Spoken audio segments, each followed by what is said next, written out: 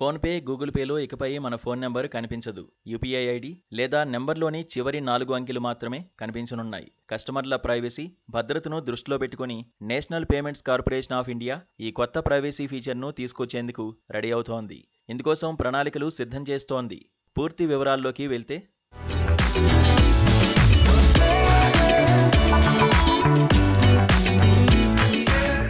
PhonePe, Google pay, ఇతర UPI యాప్ల ద్వారా డిజిటల్ చెల్లింపులకు త్వరలో కొత్త ప్రైవసీ ఫీచర్ రానుంది.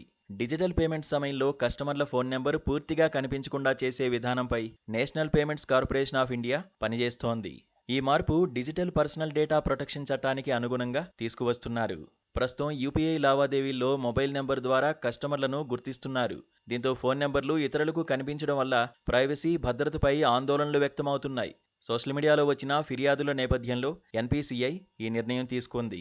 ఇప్పటికే బ్యాంకులు యూపీఐ యాప్లకు కస్టమర్ల మొబైల్ నెంబర్లు, యూపీఐ ఐడీలు, బ్యాంకు ఖాతా వివరాలను దాచిపెట్టేలా చర్యలు తీసుకోవాలని సూచించింది.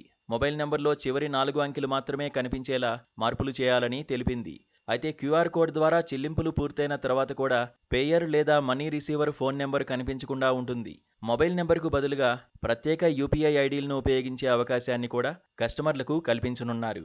ఈ మార్పులతో వినియోగదారుల వ్యక్తిగత సమాచారం మరింత సురక్షితంగా ఉండడంతో పాటు అనవసర కాల్స్, మోసాలు, ప్రైవసీ సమస్యలు తగ్గే అవకాశం ఉందని నిపుణులు భావిస్తున్నారు.